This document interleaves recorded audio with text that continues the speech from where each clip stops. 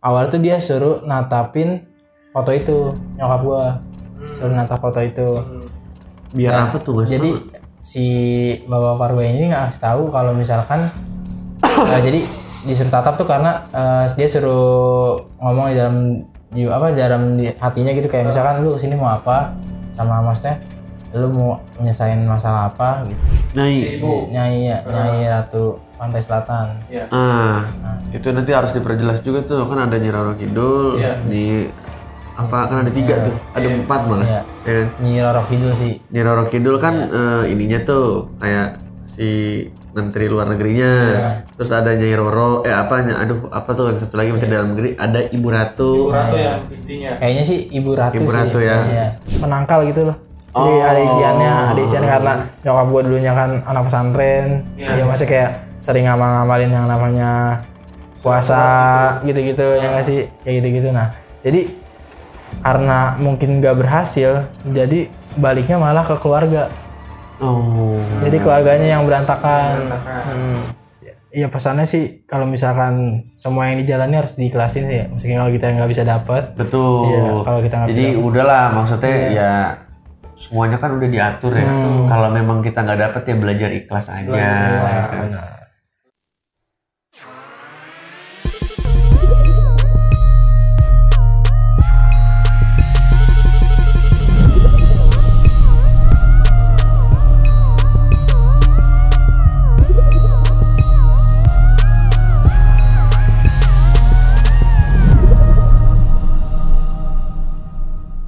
Halo kawan mistik. Baik lagi sama kita di channel The Mystic yang akan ceritain cerita-cerita mistis. Ada gua Kiki tentunya. Gua Kang Ujang. Gua Wilman. Oke, karena ini konten malam Jumat dan hari ini gue yakin ceritanya lumayan menguras energi. Dan ceritanya kali ini akan diceritain sama Mas Ujang. Sok Mas Ujang, kumaha? Ceritana iya tentang naon Mas Ujang. Kieu atuh ti tadinya ti urang teh rek cerita gitu. Lah. Oke. Sancu. Silakan diceritakan ke teman-teman, jadi ke kawan-kawan mistik. Gue mau bercerita ya sih. Jadi, tentang apa nih? Tentang nyokap gue sih. Jadi itu judulnya sih Serangan Mistis Part 1. Oh, berarti ada part 2-nya ya? Part 2-nya. Panjang nih cerita berarti. Panjang, sudah kayak ini Terpelai. Surplay. Aduh, batuk guys. Asik batuk guys. Jadi ceritanya ini berawal dari waktu itu. Jadi bokap gue sama nyokap gue tuh kan awalnya bukan dijodohin sih, jadi kayak dikenalin gitu. Karena dicomblangin. Karena kan omnya tuh kenal sama kakek gue jadinya. Jadi awalnya tuh si bokap dikenalin sama nyokap gue nih. Dikenalin awalnya sih karena nyokap gue dulunya masih punya masih punya pacar gitu ya istilahnya ya. Karena dicomblangin mungkin orang dulu, bukan jatuh comblangin sih ya. Jadi kayak orang dulu gitu kan. Nah terusnya jadilah nih, udah sekian banyak cerita, jadilah nyokap gue sama bokap gue nikah. Nah dari awal nikah itu sebenarnya banyak hal-hal mistis sih yang ada di keluarga gue gitu ya. Karena gue dulu belum lahir kan, jadi kakak gue yang cerita duluan. Jadi awalnya sih masih aman-aman aja nih, masih positive thinking lah gitu ya nyokap gue menanggapi kejadian-kejadian yang ada nih gitu ya. Jadi setelah kakak gue lahir, jadi pindah ke Jakarta dari Tasik. Nah dari situ udah masih mulai tuh berantem cekcok dikit di keluarga gitu. Nah karena mikirnya berkeluarga pasti ada hal yang ya kesalahpahaman apa itu kan masih pasti ada ya di keluarga, namanya keluarga gitu ya. Nah berjalannya kakak gue udah lahir, jalan udah sekitar 8 tahun dari nikah. Itu masih kejadian sama, jadi kayak sering berantem ini itu. Nah pas itu ada om gue datang ke rumah gitu. Nah dia bilang kok kayak ada aneh nih gitu. Ada yang beda. Ada yang beda gitu, kayak bukan pertengkaran keluarga juga gitu. Nah akhirnya si nyokap sama bokap gue dibawa ke daerah Bogor. Daerah Bogor. Jadi ada satu orang, ya orang pinter lah sebutannya gitu ya. Nah di sana tuh pas nyampe sana ada kakek-kakek, bukan kakek-kakek sih, kayak bapak-bapak parubaya gitu ya, datang. Nah dia suruh ikut ke lorong gitu, kayak lorong gitu. Jadi karena nyokap gua orangnya mungkin dia ya tahu juga hal kayak gitu ya, mungkin belajarin juga. Nah dia ikut tuh. Nah masuk di lorong itu tuh ada kayak foto, ada banyak sih fotonya, nggak satu doang. Ada salah satunya Nyai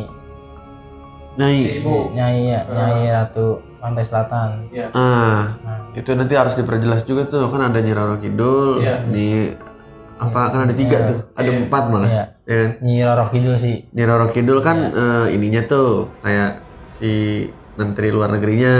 Terus ada Nyai Roro, apa tuh yang satu lagi Menteri Dalam Negeri, ada Ibu Ratu. Ibu Ratu yang intinya. Kayaknya sih Ibu Ratu sih. Ya. Ya. Jadi awal tuh dia suruh natapin foto itu, nyokap gua. Suruh natap foto itu. Biar apa tuh? Jadi si Bapak Parubaya ini nggak kasih tahu kalau misalkan jadi disuruh tatap tuh karena dia suruh ngomong di dalam hatinya gitu, kayak misalkan lu kesini mau apa, sama maksudnya lu mau nyelesain masalah apa gitu. Ya, pokoknya dari lu baca doa aja gitu. Nah si nyokap gue ini bilangnya kalau misalkan ada yang ngirim, dibalikin aja ke yang ngirim. Gitu. Setelah habis natapin itu ya hampir 15 menitan, Bapak Parubaya ini ngomong, katanya nanti kalau pulang ke rumah jam 12 malam diem di satu ruangan yang nggak ada orang masuk. Oke. Ya. Nah dia tuh katanya suruh nyediain kemenyan sama apa gitu, pokoknya ada disediain gitu. Nah jadi pas udah jam 12 itu diceritain ada yang datang. Mungkin si ibunya itu gue nggak tahu sih sosoknya gimana ya. Ada yang datang dan dia ngejelasin kalau misalkan tadinya sebelum bokap gue sama nyokap gue dicomblangin itu, si bokap gue udah dijodohin sama nenek tirinya.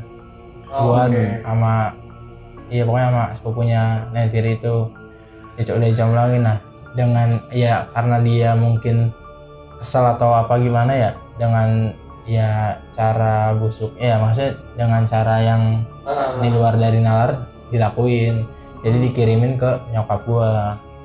Karena nyokap gua mungkin badannya ada isinya atau gua nggak tahu sebutannya apalah gitu ya, jadi tujuannya tuh dikirimin buat nyokap gua biar meninggal. Oke. Serem juga ya. Iya. Parah juga tuh sampai niatnya begitu. Iya, gitu. Biar nyokap gua meninggal pokoknya intinya gitu.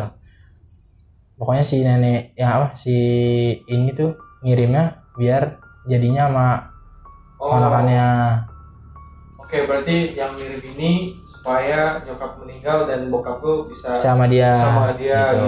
Oke. Tujuannya maksudnya. Nah di situ dijelasin tuh, ada yang datang itu jelasin kalau misalkan dia tuh dikirimin ya biar meninggal itu kan. Nah karena di nyokap gua ada, mungkin nggak tahu sih apa sih sebutannya kalau lu berdua, kodam apa kayak buat penangkal gitu loh. Jadi ada isiannya karena nyokap gua dulunya kan anak pesantren, ya masih kayak sering ngamalin yang namanya puasa gitu-gitu ya nggak sih, kayak gitu-gitu. Nah jadi karena mungkin nggak berhasil, jadi baliknya malah ke keluarga. Jadi keluarganya yang berantakan. Berantakan gitu, jadi berantem mulu. Nah setelah itu nggak lama udah habis dari yang jam 12 itu nanya bla bla bla bla bla dan datang sosoknya itu. Nah nggak lama dari itu ada satu nenek-nenek datang ke rumah. Manusia? Udah berbentuk arwah. Oke. Ya, jadi dia datang menjelaskan kalau misalkan dia minta maaf karena udah udah mengirim sesuatu yang tidak baik gitu. Nah makanya gue ya mungkin kan guanya sendiri belum lahir, jadi kan gue dapet cerita dari kakak gue ya nggak sih. Dan karena nyokap gue juga ngomong pernah kayak gitu. Nah si nenek-nenek itu datang dengan ya raut muka yang sedih, bilang ngejelasin kalau misalkan ya mau gimana gitu, karena dia pengennya tuh yang jadi bukan nyokap gue. Dan nah pas setelah itu ya udah kan namanya nyokap gue ya udah nyokap gue cuma minta maafin ya udah gitu, karena ya mungkin yang di sana juga udah ngebalik karena jadi dia yang meninggal bukan nyokap gue tuh. Alhamdulillahnya kan kayak gitu ya tuh, ceritanya seperti itu. Tapi dia nyeritain nggak Kio, kan pas nyokap lo ada di satu ruangan tuh sosok yang datang tuh sosok apa? Sosoknya sih gue kurang tahu jelas ya, karena gue kan masih diceritain sama kakak gue ya. Ya katanya sih iya dari pantai selatan itu datang. Ini agak berat ya. Agak berat. Ininya kayaknya. Mungkin tangan kanan. Iya. Ya, siapa? Itulah maksudnya utusannya mungkin datang. Nah iya dia ngejelasin begitu. Dan alhamdulillahnya kan nyokap gue aman-aman aja. Keluarganya setelah itu ya balik normal kembali. Itu kalau nggak salah ya sekitar 8 tahun sampai 12 tahun baru ada yang tahu gitu, karena sebelumnya nggak ada yang tahu ya. Sebelumnya kan karena positive thinking ya, namanya keluarga pasti ada cekcok ini itu. Cuman ini cekcoknya kata kakak gue hampir nggak wajar, hampir setiap hari gitu. Hampir setiap hari di apa aja yang cekcokin, karena gue juga mikirnya awalnya nggak percaya tapi ada buktinya gitu loh. Buktinya ya sampai yang itunya meninggal datang ke rumah gitu. Begitu ceritanya. Nanti mungkin ada lagi ceritanya di part 2. Tapi masih cerita yang sama ya, masih ini ya. Iya. Serangan mistis. Tapi gue kalau cerita soal selatan, gue pernah ngalamin itu sih, tapi di mimpi. Oke, didatengin juga tuh. Nggak didatengin sih, jadi kayak mungkin gue nggak tahu ya itu urusan atau enggak, karena gue sempet ya karena penasaran gue tanya, itu belum ada yang bisa jawab. Jadi dulu tuh tahun berapa ya yang pertama gue rasain itu, gue lupa, tahun sekitar 2014 mungkin. Gue lagi tidur di salah satu hotel di Bandung. Hotelnya tuh lumayan angker lah. Gue tidur tuh gue tidur kan sama temen gue nih, kita ke Bandung kan. Tiba-tiba jam-jam 3:30 gitu gue kebangun kaget. Gue kebangun, gue liat dia lagi nonton, belum tidur. Gue bilang sama dia, anjir tadi gue mimpi katanya Nyi Roro Kidul mau kesini. Dia kaget dong, langsung merinding. Apaan sih lu, katanya. Enggak, ini beneran, udah tidur lagi tidur. Gue inget-inget, jadi mimpi itu ada Bombo ada marahin nyokap bokap gue. Gue bilang udah Bo, udah nggak apa-apa, jangan dimarahin. Ayo saya antar pulang. Dia bilang, ntar dulu, Nyai mau gini nih. Gue kaget dong, bangun gue langsung. Yang pertama itu, yang kedua gue lupa ceritanya apa. Tapi gokil sih ya. Tapi iya, katanya mau gitu. Maksudnya, iya pesannya sih kalau misalkan semua yang dijalani harus diikhlasin sih ya. Meskipun kalau kita nggak bisa dapat. Betul. Iya, kalau kita nggak. Jadi udahlah, maksudnya ya semuanya kan udah diatur ya. Kalau memang kita nggak dapet ya belajar ikhlas aja. Lepasin aja, lepasin. Nothing tulus. Betul. Kalau memang nggak bisa dapat ini, mungkin di kehidupan berikutnya. Iya aja. Bisa begitu ya, Mungkin bilanan salah ya. Jadi begitu ceritanya. Kalau menurut lo gimana, Man? Kalau gue sih gimana ya, mungkin karena masih pemikiran orang zaman dulu ya, ketika mereka sakit hati akan pasti melakukan hal yang seperti itu. Cuman kan di sini untungnya ya tadi nyokapnya Iki rajin ibadah gitu. Mungkin itu salah satu yang membuat tamengnya sih sebenarnya, karena kan di mana juga ya ibadah ya adalah yang tetap menjaga kita gitu, atau menolong kita sesusah apapun, ataupun ada orang yang sakit hati ya pasti akan menolong itu semua, karena kalau kita rajin ibadah. Gitu sih. Sedap. Betul, jadi begitu ceritanya. Ada lagi yang mau ditambahin Ki? Sudah sih sebenarnya. Aman ya, oke. Semoga terhibur dengan ceritanya. Jangan lupa ini ada part 2-nya. Part 2-nya akan lebih seru yang pasti. Karena ceritanya akan nyambung ya. Yoi. Akan nyambung ya. Oke, kalau gitu terima kasih sudah menonton video kita.